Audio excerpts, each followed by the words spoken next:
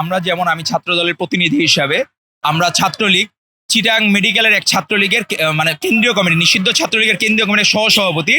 সে PG হাসপাতাল, যেটা এখন বর্তমানে বাংলাদেশ মেডিকেল বিশ্ববিদ্যালয় হয়েছে, সেটিতে বিশৃঙ্খল পরিবেশ সৃষ্টি করার চেষ্টা করছিল আইন শৃঙ্খলা বাহিনীর সহযোগিতায়। আমরা তাদেরকে এই 3 দিন আগে আমরা ধরিয়ে দিয়েছি। বিষয়টা হলো আমরা তো প্রতিনিয়ত কাজের মধ্যে আছি। আলাদা করে যে 5 ওয়াক্ত নামাজ পড়ে তার কিন্তু বলতে হয় না আলাদা করে যে আমি নামাজ পড়ছি। যে মাঝে মাঝে নামাজ পড়ে তার বলতে হয় যে আমি আজকে নামাজ পড়লাম। আমরা প্রতিদিন এই আওয়ামী বিরোধী এবং আওয়ামী অপচেষ্টাকে প্রতিহত করার জন্য আমরা প্রতিদিন প্রতিনিয়ত প্রতি মুহূর্ত মাঠে আছি। আলাদা করে বলতে হয় না। যে শৌখিন নামাজি তার বলতে হয় যে আমি আজকে নামাজ পড়লাম। আর আমরা প্রতিদিন যে এই আওয়ামী নিধনের প্রক্রিয়া এবং আওয়ামীকে প্রতিহত করার প্রক্রিয়া সবসময় আমাদের অব্যাহত আছে এবং অব্যাহত থাকবে। আমরা এক মুহূর্ত লীগের কোনো সুবিধা ভোগ করেনি। আমাদের কোনো ছেলে ন্যূনতম যে একদম ক্ষুদ্রতম সৈনিক, আমাদের সর্বশেষ যে সৈনিক, সেও কোনোদিন লীগের সাথে আপোষ করে নাই। হোস্টেলে ভালো সিটের জন্য, ভালো খাওয়ার জন্য, প্রেমিকার জন্য কোনোদিন আপোষ করে নাই। কিন্তু আমাদের এই ভাইয়েরা এক সময় সুন্দর মতো হোস্টেলে ছিল, নিষিদ্ধ ছাত্রলীগ মনে কেউ কেউ পদে ছিল, তাদের নাকি অনেক সামাজিক যোগাযোগ মাধ্যমে তাদের অনেক স্ক্রিনশট ভাইরাল হয়। আমরা জানি না ভাই, আমাদের নীতি আদর্শ একটাই, এই লীগ যে খারাপ।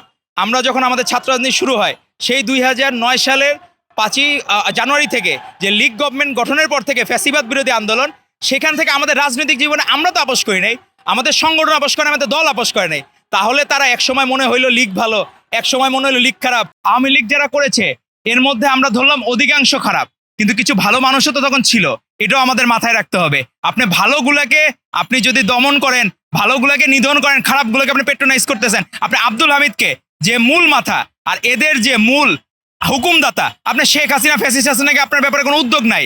আপনার আব্দুল হামিদ পালিয়ে গেল, সাবেক রাষ্ট্রপতি, এক অদ্ভুত কারবার। আপনি ছোটগুলারে মুরগি ধরতেছেন, আর বড়গুলা রাঘব বল বাদ দিয়ে আপনি ছোট ছোট চুনোপুরি ধরতেছেন।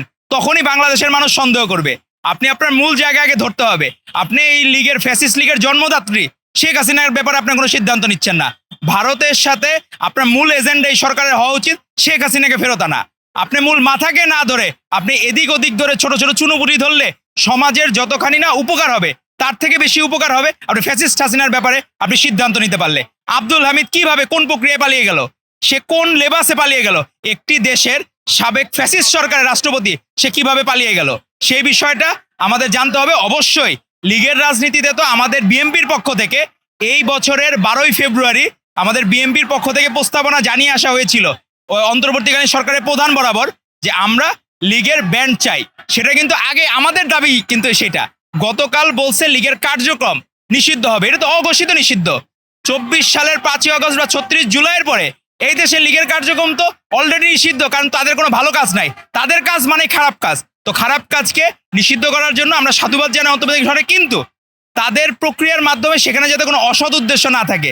লীগকে আপনারা ব্যান করলেন, বাকি যারা কিছু ইসলামিক দল বা অন্য রাজনৈতিক দল নতুন, তাদের তো কর্মী নাই রে ভাই। তারা দেখা গেল এদেরকে পিক করলো, বিভিন্নভাবে পেট্রোনাইজ করলো। আমাদের সেদিকে সতর্ক থাকতে হবে।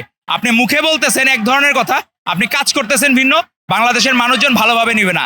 আর আপনারা যারা মনে করছেন একটু দীর্ঘসূত্রিতা হলে আপনাদের ভোট ব্যাংক ভাঙবে, আমরা ধারণা করি আপনারা বোকার স্বর্গে বাস করছেন। এই বাংলাদেশে ভোট ব্যাংক শুধুমাত্র বাংলাদেশ জাতীয়তাবাদী দল বিএনপিরই আছে, এবং বাংলাদেশের মনে জায়গা করে নিয়েছে বিএনপি, এবং তার নেত্রী হচ্ছেন আপসীন দেশনেত্রী বেগম খালেদা জিয়া, এবং নেতা হচ্ছেন ভারপ্রাপ্ত চেয়ারম্যান জনাব তারেক রহমান। আমরা ছাত্রদল ভ্যানগার্ড হিসেবে ছিল বাংলাদেশ জাতীয়তাবাদী দলের, এবং ভবিষ্যতেও নিষিদ্ধ ছাত্রলীগকে প্রতিহত করার জন্য এবং আওয়ামী লীগের দোসররা বিভিন্ন জায়গায় ছড়িয়ে ছিটিয়ে এবং হাসিনাকে দেশে ফিরিয়ে আনার জন্য সুষ্ঠু নির্বাচনের মাধ্যমে যদি আমাদের সরকার গঠন করবে ইনশাল্লাহ, তখন আমরা হাসিনাকে অবশ্যই ফিরিয়ে এনে এবং আব্দুল হামিদ সহ তার আওয়ামী লীগ যত নেতারা, সুপ্রিম লিডাররা, এই দোসররা যারা বিভিন্ন জায়গায় পলায়ন করে আছে, তাদেরকে অবশ্যই রাষ্ট্রীয়ভাবে ফেরত এনে তাদেরকে বিচারের আওতায় আনা হবে।